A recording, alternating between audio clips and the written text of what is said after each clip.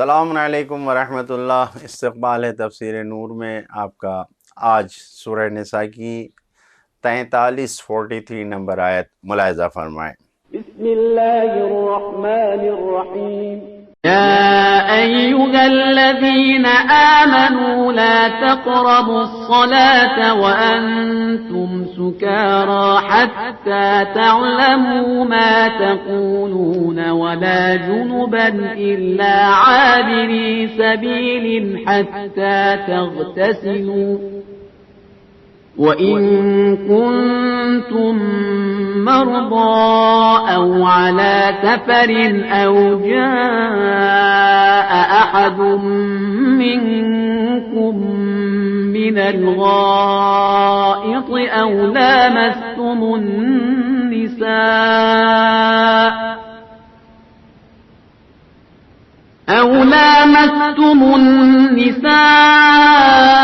Film تجدوا ماء فتيمموا صعيدا طيبا فامسحوا بوجوهكم وأيديكم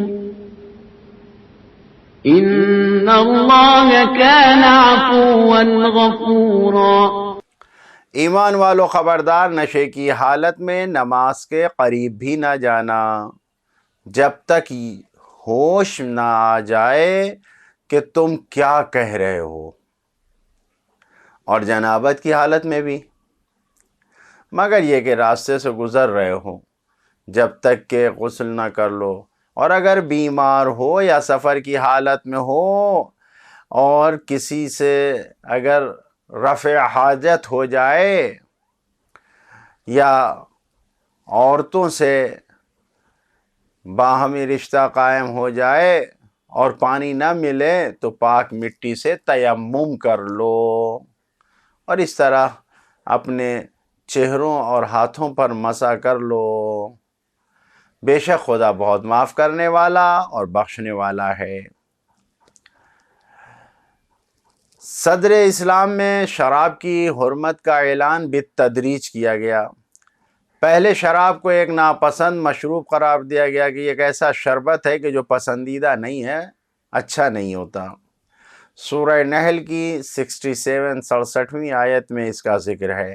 وَمِنَ الثَّمَرَاتِ ثمرات النخیل والعناب تتخذون منه سکرا ورزقا حسنا۔ یہ اس شربت کا تذکرہ ہے کہ پہلے اس کو ناپسند قرار دیا گیا، اور پھر یہ آیت جو سورہ نساء کی 43 آیت نازل ہوئی جس میں مستی کی حالت میں نماز کو منع کیا گیا ہے، اور پھر اس کے بعد شراب کے نقصان کو زیادہ اور فائدے کو کم بتایا گیا ہے۔ سورہ بقرہ کی 219ویں آیت میں یہ بات کہی گئی ہے۔ یسألونک عن الخمر والمیسر قل فیہما اثم کبیر ومنافع للناس واثمہما اکبر من نفعہما، یعنی ان دونوں کاموں میں، جوئے اور شراب میں، نقصان بہت زیادہ ہے نسبت بے فائدے کے۔ اور پھر شراب کو خباثت اور پلیدگی سے تعبیر کیا گیا، بیان کیا گیا کہ یہ شیطان کا عمل قرار دیا گیا شراب پینے کو۔ انما الخمر والمیسر، آگے کیا کہا گیا ہے؟ رجس من عمل الشیطان، یہ گندا پلید عمل ہے، یہ شیطانی عمل ہے، شیطان کا عمل ہی قرار دیا گیا ہے۔ لہٰذا آپ دیکھیں روایتوں میں یہ بیان کیا گیا ہے کہ غنودگی کی حالت میں سستی اور تھکے ہوئے حال میں نماز پڑھنے سے بچو۔ سستی اور بے حال ہو کر نماز ادا کرنے کو منافقوں کی پہچان قرار دیا گیا کہ منافق اس طریقے سے بے حال ہو کر عبادتیں کرتے ہیں۔ غائط کا لفظ جو آیا ہے اس میں، یہ گہری جگہ ہے، کیونکہ گزشتہ زمانے میں گڈھا کھود کر گہرائی میں جا کر حاجت رفع کرنے کی جگہ بناتے تھے، بیت الخلاء بناتے تھے، تو یہاں پر غائط سے اشارہ کیا گیا ہے بیت الخلاء جانے کی طرف، یعنی انسان جہاں جا کے فارغ ہوتا ہے، اپنا شکم خالی کرتا ہے، اس جگہ کو کہا گیا ہے۔ فرزند رسول حضرت امام جعفر صادق علیہ السلام فرماتے ہیں سعید اس بلندی کو کہتے ہیں جہاں سے پانی جاری ہوتا ہے۔ نیز آپ نے یہ بھی فرمایا کہ لاس مستم سے مراد جماع ہم بستری کرنا ہے، لیکن اللہ تعالیٰ ستار ہے، ستر چھپانے کو پسند کرتا ہے۔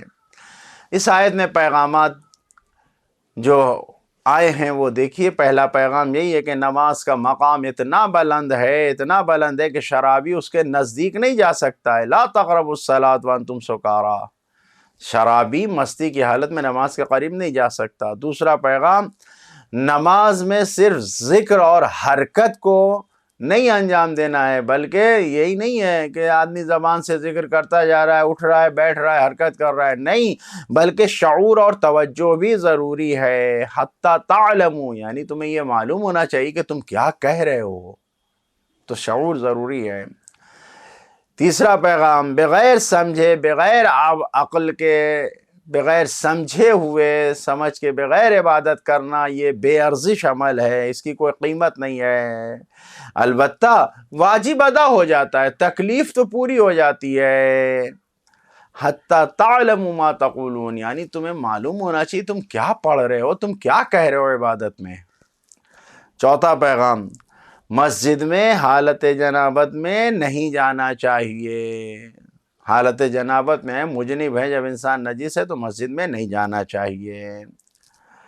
پانچواں پیغام، غسل میں پورے بدن کا دھونا لازم ہے، واجب ہے، کیونکہ آیت میں کسی خاص حصے کو مثلا ہاتھ، پیر، پیٹ، پیٹھ، کسی چیز کو، حصے کو بیان نہیں کیا گیا ہے، بلکہ یہ کہا گیا ہے تغتسلوا، یعنی دھونا، تو پورے بدن کے دھونے کو واجب قرار دیا گیا ہے۔ چھٹا پیغام، اگر نقصان کا خطرہ ہے، ضرر ہے، جان کو، مال یعنی جسم کو کوئی ایسا خطرہ ہو رہا ہے تو انسان سے تکلیف واجب ختم کر دی جاتی ہے، واجب میں رخصت اور تخفیف دے دی جاتی ہے، چھوٹ دے دی جاتی ہے۔ ان کنتم مرضی، اگر تم بیمار ہو، ضرر و نقصان ہونے کا خطرہ ہے، فتیمموا، تو وضو نہ کرو، تیمم کر لو، غسل نہ کرو، تیمم کر لو۔ ساتواں پیغام، گفتگو میں جو جملوں کو لایا جاتا ہے، جو عبارتیں استعمال کی جاتی ہیں، اس میں بھی ادب کا لحاظ کرنا ضروری ہے۔